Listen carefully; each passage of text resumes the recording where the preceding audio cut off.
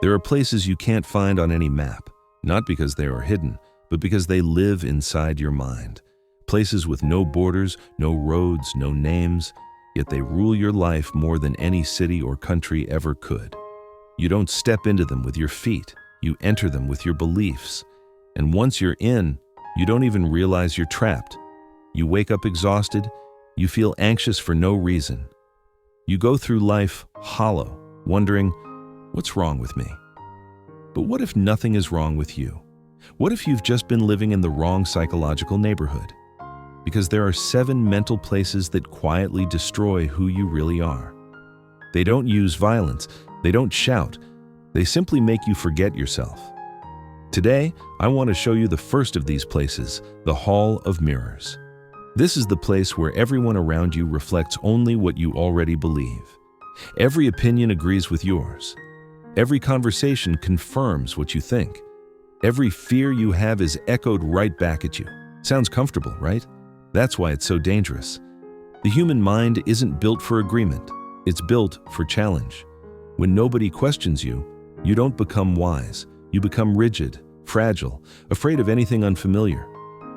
I once knew a man who surrounded himself only with people who thought exactly like him. Same politics, same values, same complaints.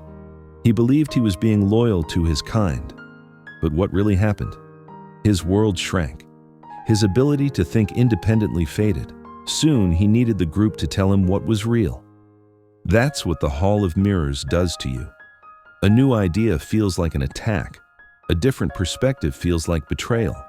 You cling to your beliefs not because they're true, but because you're terrified of who you'd be without them. And here's the harsh truth. When you live in the Hall of Mirrors, you're not thinking, you're echoing. You're not growing, you're calcifying. You're not becoming yourself, you're becoming a copy of your own reflection. The escape is simple, but it's not comfortable. You must seek out voices that disturb you, not to argue, not to prove them wrong, but to stretch your own mind again. Let yourself feel uncertain. Let yourself be challenged. Let yourself admit, maybe I don't know everything. Because the moment you can stand in front of a different mirror and not feel threatened, that's the moment you start thinking for yourself again. The arena of comparison. The second place is loud, flashy, crowded. It's called the arena of comparison, and nearly all of us live here without realizing it. In this place, your worth is never decided by you. It's measured against everyone else. Someone has a better job, you feel small. Someone's relationship looks happier, you doubt yours. Someone hits a milestone before you. Suddenly, your progress feels meaningless. Comparison disguises itself as motivation. We tell ourselves, I'm just using others as inspiration.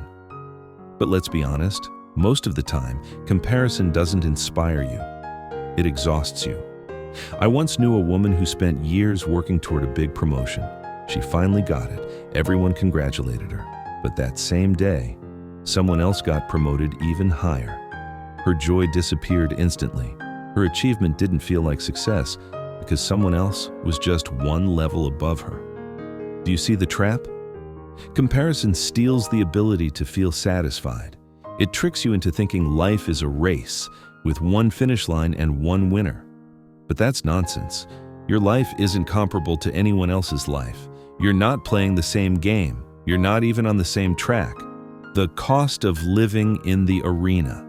When you stay in the arena of comparison, you stop choosing what brings you joy and start choosing what brings applause. You stop asking, what do I want? And start asking, what will impress others?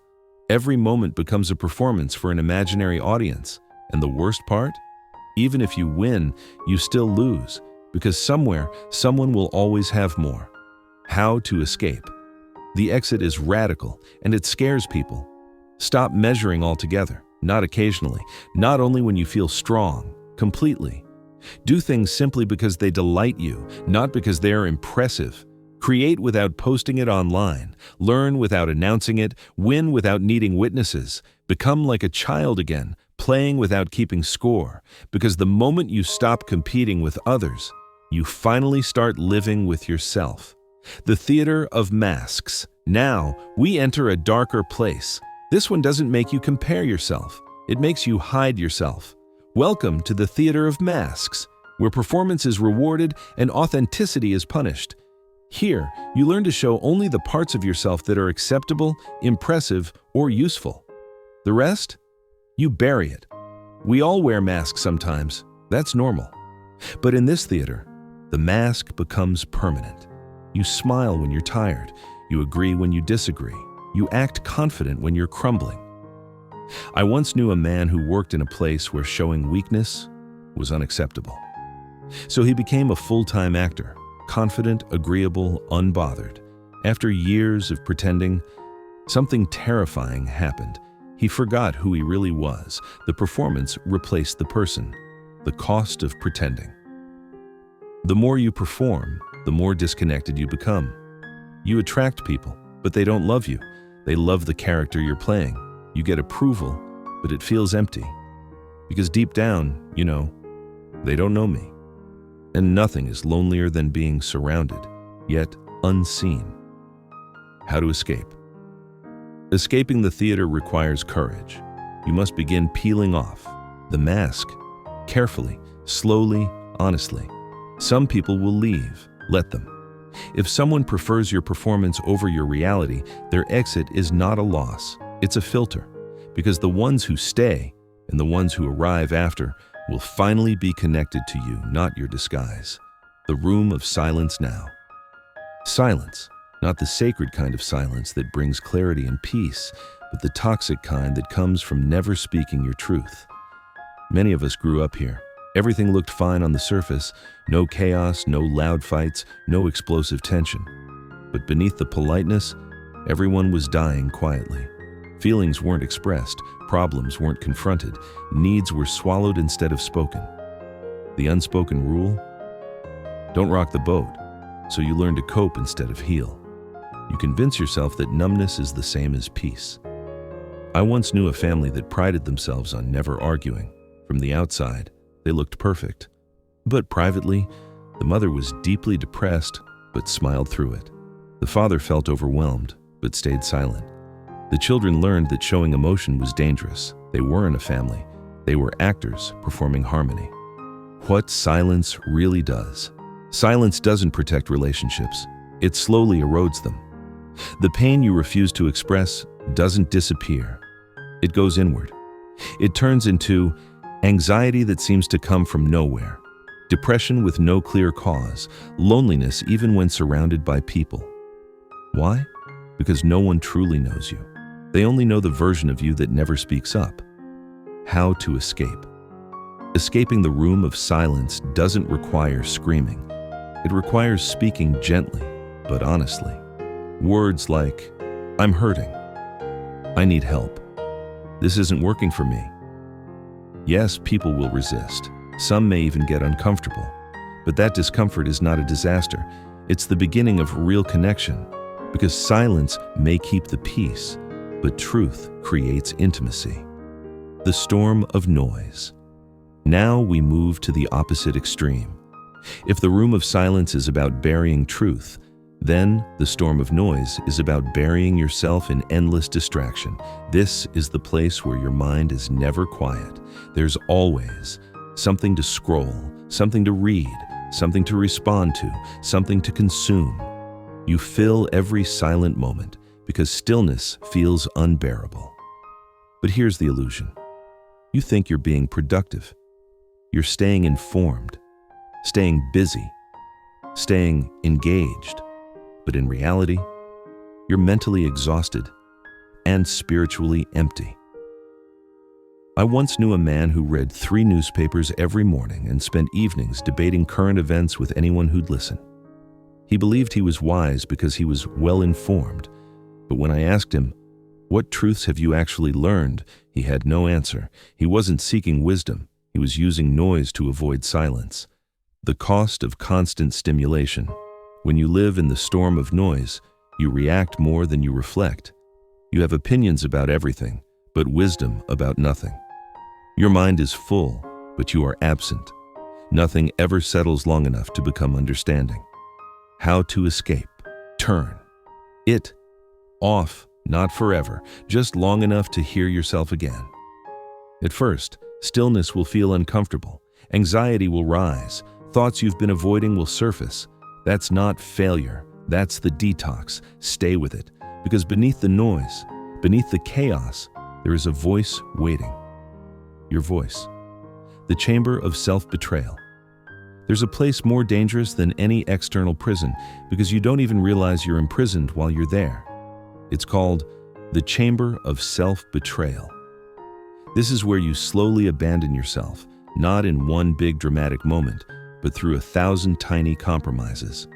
You say, "Sure, I don't mind," when everything inside you clearly does. You nod along when you disagree. You stay where your soul is dying, just because leaving feels inconvenient. At first, it feels noble, responsible even. You tell yourself, "I'm keeping the peace. I'm being mature. It's not that bad. I can handle it." But here's what really happens. Every time you silence your own voice, you turn down the volume of your intuition, until eventually, you can't hear it at all. Someone asks you, "What do you want?" And you genuinely don't know. Not because you never knew, but because you spent so long tuning into other people's expectations that you've forgotten the sound of your own truth. I once knew a woman who spent 20 years in a career she didn't care about, married to a man she didn't love, living in a city that drained her spirit. When I asked why she stayed, she said, "It was the sensible thing to do. My family approved. Everyone said I was lucky." Lucky? She wasn't living. She was performing an acceptable life. She had mistaken comfort for fulfillment, approval for purpose, stability for aliveness. That's the tragedy of the chamber of self-betrayal. It doesn't kill you quickly. It simply numbs you until you stop noticing your own suffering. The escape. Escaping this chamber is terrifying, not because it requires violence, but because it requires honesty. You must start asking yourself again, what do I actually want? Separate from what people think I should want. Does this feel right in my body, or am I enduring it because I'm used to it? If I wasn't afraid of disappointing people, what decision would I make? And then, the most radical move of all, you act on the answer. Yes, people will get upset. Yes, some will call you selfish. Yes, you'll feel guilt. But here's the truth. Guilt is just the echo of old conditioning. Regret is the voice of your soul. Choose wisely which one to listen to. The basement of shadows. But even if you escape self-betrayal, there is one final place waiting. This place isn't loud like comparison.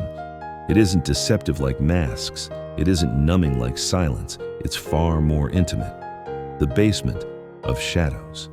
This is where you've locked away every part of yourself you're ashamed to face. Your anger, your jealousy, your impulses, your past mistakes, your hidden urges, every version of yourself you swore you'd never be. You believed that burying these parts made you good. But whatever you bury doesn't die. It grows stronger in the dark. I once knew a man who hated his father's temper. He swore he'd never be like him. But when he became a parent, to his horror, he found himself exploding over the smallest things, not because he was evil, but because the anger he had denied never disappeared. It simply waited for its moment to escape. The truth about shadows. The traits you reject in yourself don't vanish. They go underground and start driving your behavior without your awareness. You judge others harshly for flaws you secretly fear in yourself. You keep recreating the same painful scenarios without understanding why. You sabotage opportunities right before they succeed, not because you're weak, but because your shadow believes you don't deserve success. How to escape the basement. You don't fight your shadows. You don't suppress them. You don't shame them further. You meet them. You walk into your basement with a lantern of honesty and quietly say, "I see you. I acknowledge you. You are part of me, but you don't control me." And something miraculous happens. Anger transforms into courage. Shame becomes compassion. Fear becomes intuition. Sadness becomes empathy. Your darkness was never your enemy. It was your untapped power waiting to be integrated. The final door. So here we stand. You've seen the 7 places, and maybe you see yourself in some of them, maybe in all of them, but hear me clearly. You are not broken. You are simply misplaced. Freedom isn't found by waiting for the world to change. It begins when you choose one act of truth, one moment of courage, one tiny rebellion against the version of you that settled. And if this message hit you, if something inside you whispered, "This is me," then don't let it fade. Subscribe to my channel right now, not for me, but as a commitment to yourself. Because I'm going to keep making content that doesn't just entertain you, it awakens you. If this opened your eyes, hit that subscribe button. If you felt called out in a good way, drop a comment saying, "I choose truth." Let this be your first act of stepping out. Your future self is watching.